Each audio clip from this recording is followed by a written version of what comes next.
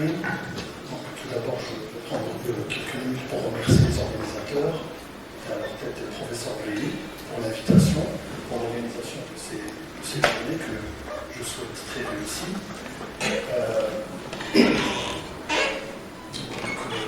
La présentation précédente du docteur Gilles facilitait énormément la tâche parce qu'elle était très claire et brillante. Félicitations. Donc à mon tour, je vais essayer de vous présenter quelques notions concernant le stress et le cancer. Je vous avoue que j'ai eu beaucoup de mal à faire cette présentation. J'ai appris énormément de choses, donc je vais essayer de partager avec vous les quelques notions que j'ai retenues. Alors, en guise d'introduction, ça a été dit que le stress, selon l'OMS, peut être défini comme une réaction de l'organisme face à des pressions psychologiques, physiques ou émotionnelles qui dépassent les capacités de gestion personnelle d'une personne. Alors le diagnostic de cancer en lui-même, qui est équivalent de la mort, est une situation qui est très stressante. Ce stress, quand il est chronique, et a fortiori quand il est accompagné d'une dépression, peut avoir un impact négatif sur le diagnostic du cancer. Les interactions entre les facteurs biomédicaux, tels le cancer lui-même, et psychologiques, comme le stress ou la dépression, restent très peu explorées. Et les connaissances actuelles sur le lien entre le stress et le cancer demeurent contradictoires. Donc ça a été dit précédemment.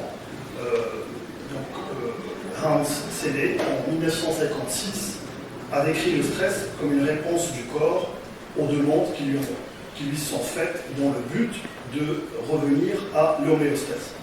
Ceci va susciter dans beaucoup d'efforts une énergie très importante pour soutenir notamment les réponses physiologiques adaptatives. Ce concept, selon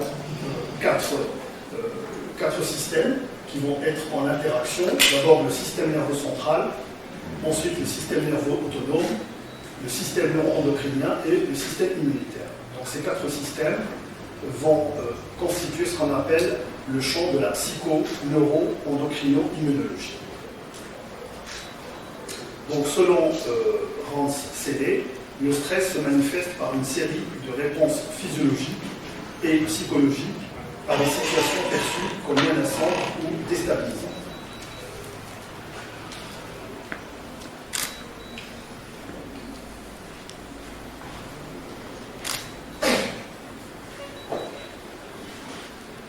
Alors sur cette diapositive, je vais essayer donc de mettre le point sur les répercussions biologiques du stress. Alors les agents stressants, notamment physiologiques et psychologiques, tels le diagnostic du cancer lui-même, une chirurgie, de l'anxiété, de la chimiothérapie, vont envoyer des signaux qui vont être traités et analysés par le système nerveux central, qui va donner lieu à des réponses à ce stress par la sécrétion de neuromédiateurs tels les endorphines, l'ocytocine, la prolactine, la vasopressine, la CTH, et par la suite donc les glucocorticoïdes.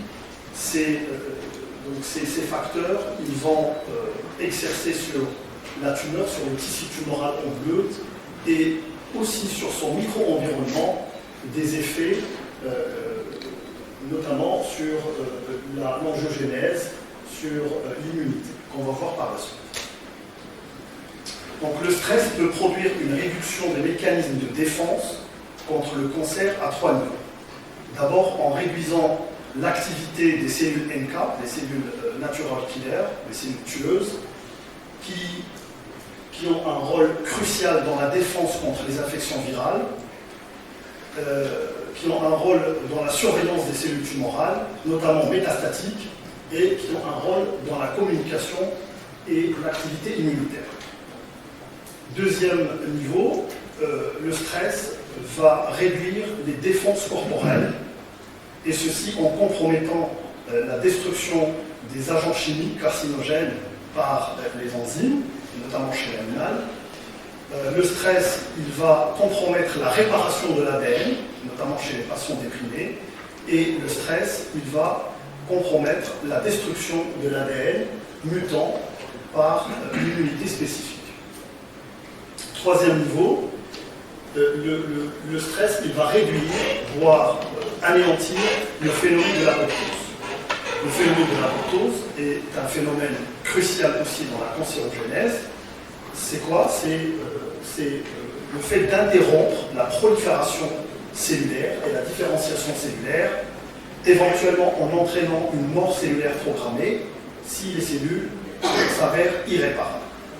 Cet effet, ce phénomène d'apoptose se trouve inhibé sous l'effet du stress. Alors, un petit mot sur les caractéristiques moléculaires du cancer. Donc, le cancer est une maladie qui est complexe, caractérisée par la transformation des cellules normales en cellules malignes, et ces transformations impliquent l'acquisition de caractéristiques moléculaires uniques qui donnent aux cellules cancéreuses des avantages évolutifs. Et ces caractéristiques comprennent la capacité à résister aux signaux apoptotiques, à devenir indépendantes des signaux de croissance, favoriser la formation de nouveaux vaisseaux qu'on appelle l'angiogénèse, échapper à la réponse immunitaire et acquérir des capacités invasives permettant la formation de tumeurs. Alors, quelles sont les étapes de la cancérogénèse? Il est essentiel de comprendre les étapes de la cancérogénèse.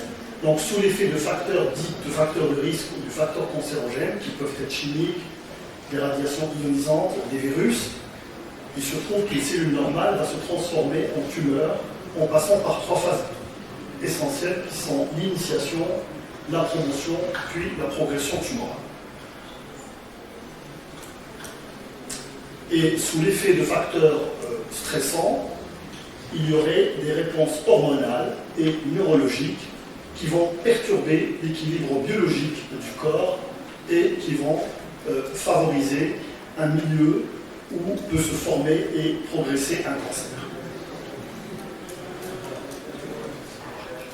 Alors toujours dans les facteurs biologiques, dans l'étape de l'initiation du cancer, dans cette étude publiée ici, comme vous voyez, sous l'effet de facteurs stressants, la sécrétion d'hormones dites de stress comme la noradrénaline, l'adrénaline et la cortisol, il s'est avéré qu'il y a des lésions de l'ADN, donc des dommages de l'ADN et des défauts de réparation de l'ADN, que quand ils sont accumulés, ils vont donner lieu à une transformation maligne.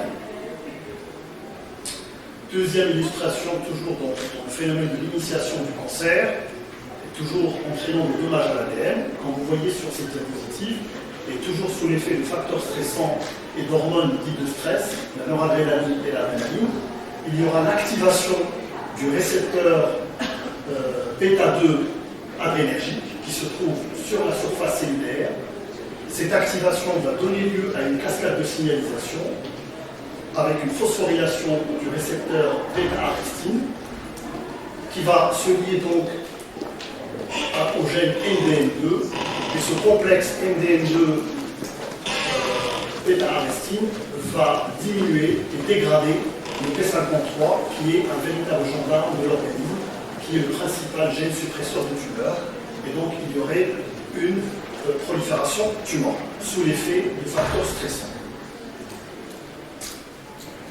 Toujours dans l'étape d'initiation du cancer, il y a les virus oncogènes. Comme vous le savez, entre 13 à 15% des cancers sont induits par des virus, notamment les virus à ADN, comme les HPV, les virus Epstein-Barr virus et les virus de l'hépatite. Donc, sous l'effet du stress, il y a une réactivation des virus oncogènes, notamment, comme vous voyez dans cette étude, sous l'effet de la sécrétion du glucocorticoïde et des catécholamines, il y a donc une activation des virus comme l'HPV, le VV, le virus de l'herpès et le virus de l'hépatite. Et dans cette étude clinique, le stress a été associé à des réponses altérées des lymphocytes spécifiques aux HPV chez les femmes atteintes de dysplasie sévère, qui est un état précancéreux du cancer du col de l'utérus. Les facteurs biologiques vont concerner aussi l'étape de la progression du cancer, avec un effet direct cette fois-ci sur les cellules tumorales. Alors, j'ai mis ces diapositives, ça concerne donc le cancer gastrique. Alors ici, en expérimentation chez les souris, on a injecté une lignée cellulaire qui s'appelle MGC 803, qui est une lignée cellulaire du cancer gastrique chez l'homme, qui a été injectée chez une souris. Dans deux groupes de souris, les souris soumises à un état de stress continu pendant 4 semaines et les souris à l'état normal.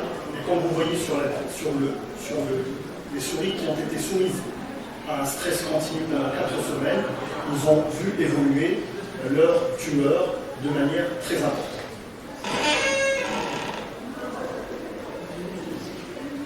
En conclusion de cette étude, le stress chronique a augmenté l'expression du VEGF, qui est le Vascular Endothelial Growth Factor, qui est le principal facteur angiogénique. Les métalloprotéinases MMP2, MMP7 et MMP9 qui sont impliquées dans la dégradation de la matrice extracellulaire et donc de l'invasion tumorale.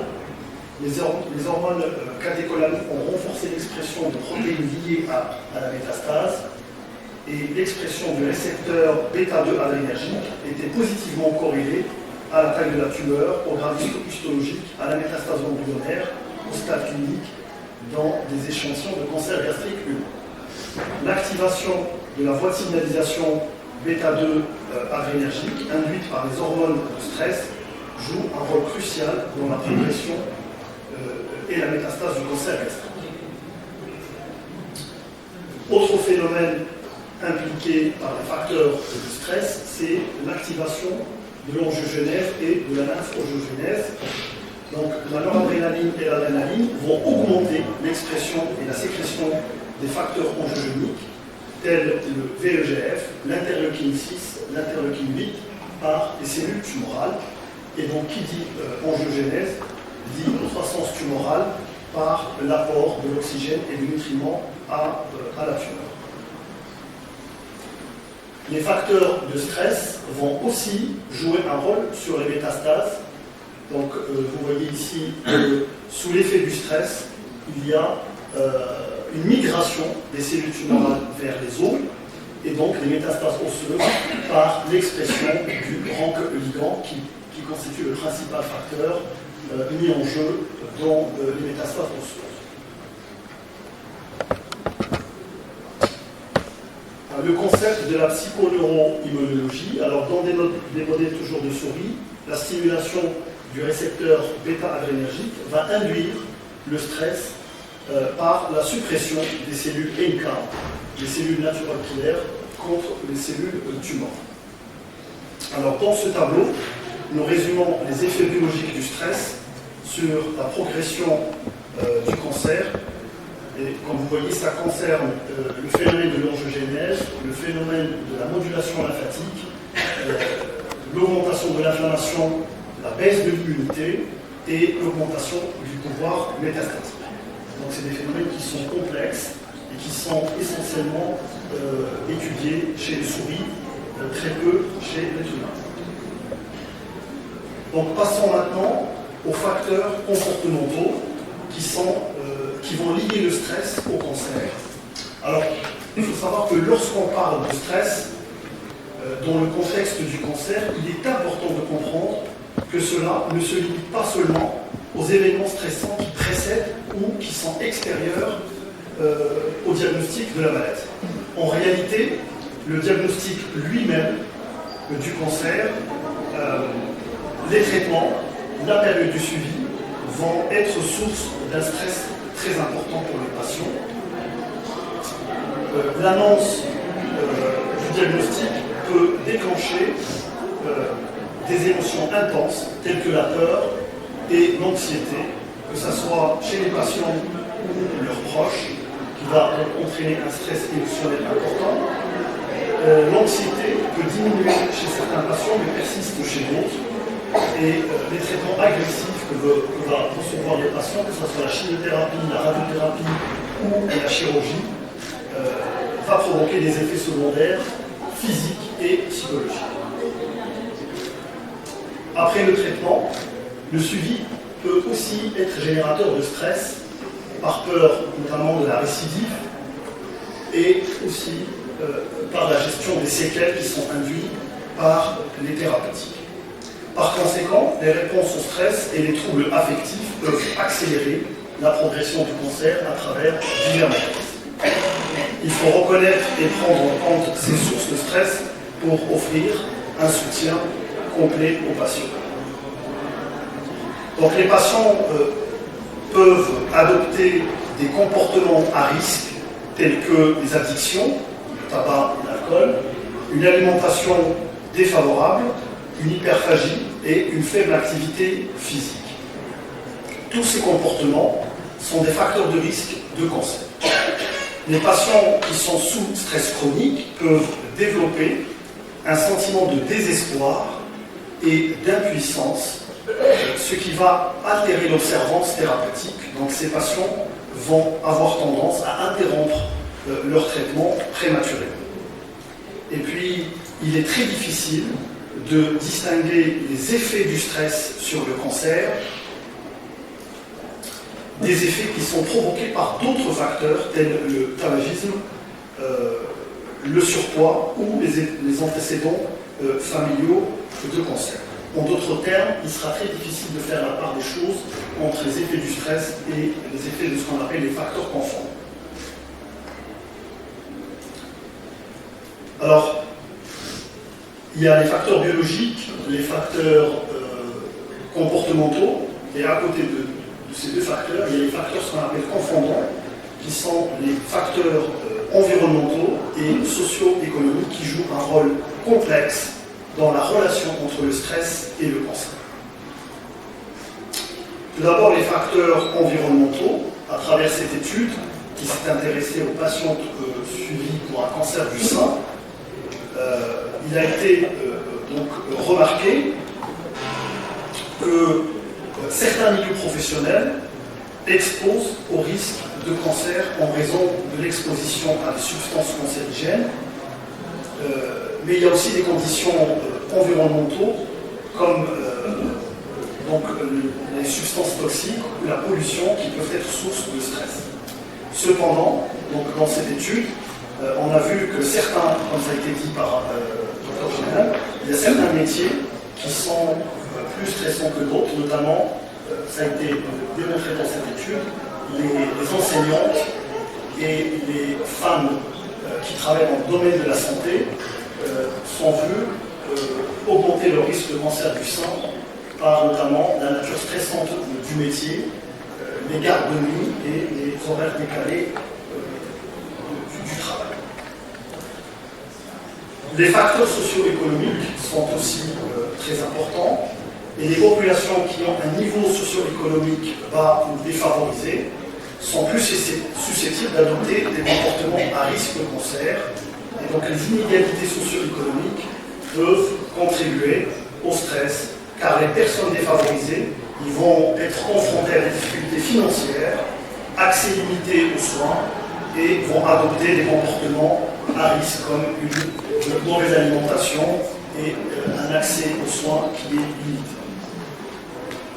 Donc cette étude très intéressante qui s'est intéressée au deuil et au stress qui est induit par le deuil. Donc c'est une étude prospective sur 15 patientes suivies pour un cancer du sein évolué qui ont vu leur conjoint donc, décédé. Vous voyez ici qu'après le deuil, 2 mois après le deuil, il y a une diminution significative de la prolifération lymphocytaire chez ces patientes, donc qui sont avec une baisse de l'immunité et donc une accélération de leur pathologie tumorale. Donc le stress est un facteur potentiel du cancer, mais sans preuve de causalité directe. Les études sont très contradictoires, ils sont nombreuses. Donc il y a une méta-analyse qui a été publiée par l'INE en 2013 qui a établi une association entre le cancer du sein et les événements de vie stressants. Par contre, une deuxième méta-analyse publiée dans la même année n'a retrouvé aucune association entre le niveau de stress au travail et le risque de développer l'un de 4 cancers que sont le cancer du sein, le cancer de la prostate, du poumon et le cancer colorectal. Donc c'est contradictoire, et cette contradiction, cette discordance peut être expliquée notamment par la méthodologie des études qui varient selon que le stress est mesuré avant ou après l'apparition de la maladie, parce que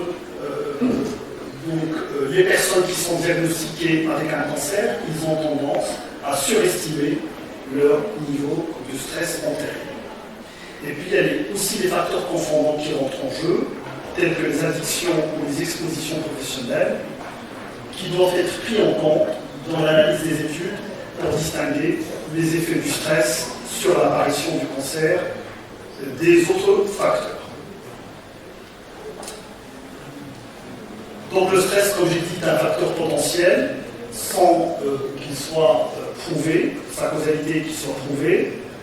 Les études sur l'animal ont révélé des modifications, comme j'ai montré, des modifications biologiques, telles une baisse des facteurs immunitaires et des modifications hormonales, mais cette transposition chez l'homme n'est pas toujours évidente, et les études épidémiologiques, comme vous le savez tous, sont très difficiles et se heurtent à beaucoup de difficultés méthodologiques parce qu'il y a beaucoup d'interactions, beaucoup de facteurs de risque qui rentrent en jeu.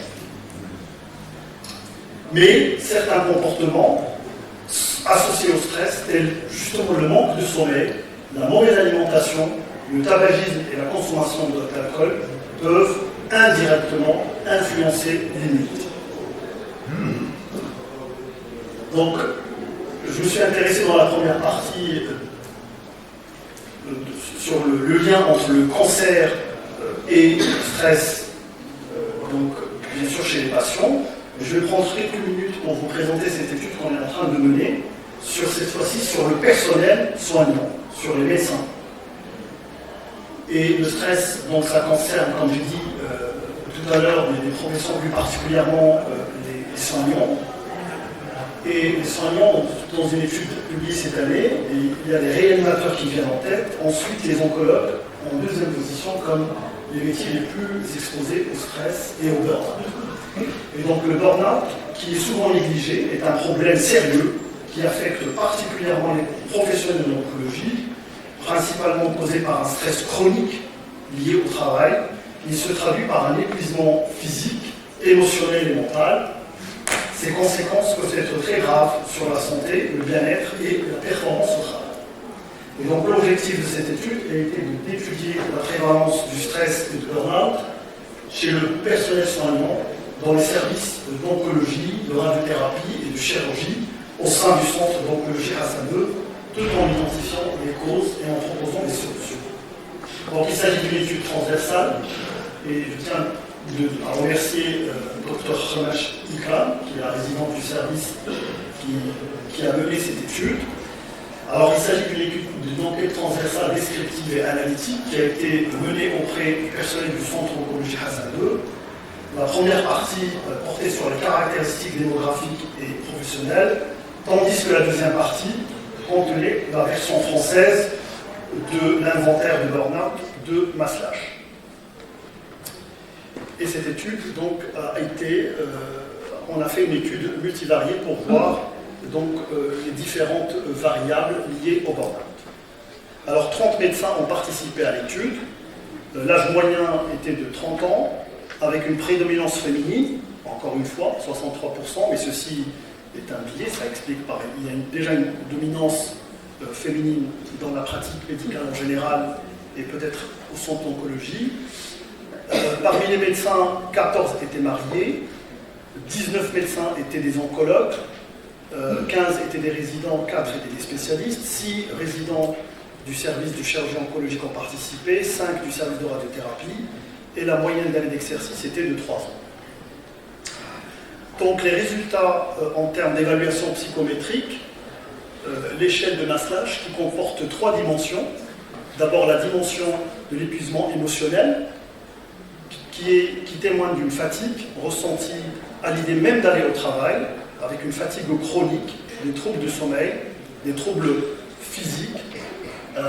Et Maslach a fait la différence avec la dépression parce que ces symptômes ils vont disparaître pendant les vacances ou en dehors du travail. Donc ce n'est pas comme la dépression où ces symptômes vont persister. Et vous voyez que cette dimension, l'épuisement émotionnel, a été élevée chez 64% des participants. Deuxième dimension, qui est la dépersonnalisation, qui constitue une déshumanisation dans les rapports interpersonnels, avec une diminution de l'empathie. Donc le professionnel va avoir tendance à bloquer son empathie qu'il peut montrer à l'égard soit des patients, soit des collègues. Là aussi, la dépersonnalisation a été élevée, 54% des participants.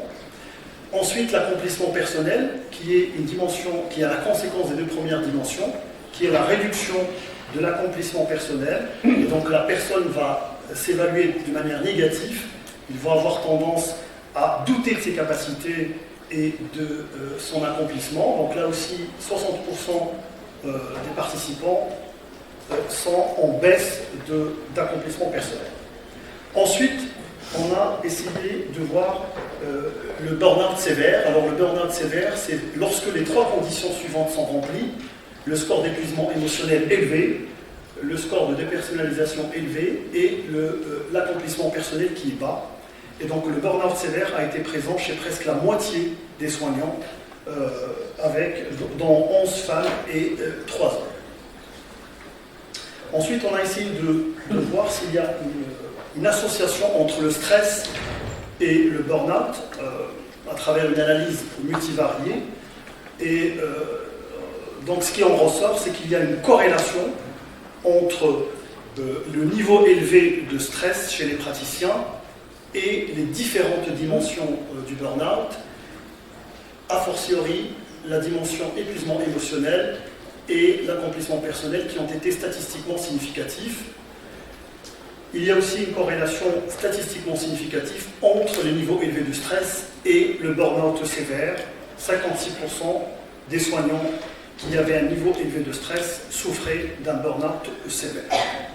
Donc c'est alarmant. Quelques solutions proposées, toujours par les participants dans cette étude, pour essayer donc de baisser ce stress et ce burn-out. Pratiquer une activité physique quotidienne, avoir une passion pour libérer les charges négatives liées au travail, créer une ambiance de travail correcte en fournissant plus de matériel et de logistique, ainsi qu'en encourageant le partage des soucis entre les collègues, favoriser une bonne ambiance entre les membres de l'équipe à travers des activités, que ce soit en intra-hospitalier ou en extra-hospitalier, l'accès gratuit et régulièrement mis à jour des supports et une aide financière pour les publications. Donc ça doit être les résidents qui sont stressés pour publier, pour passer les concours, qui ont dit ça.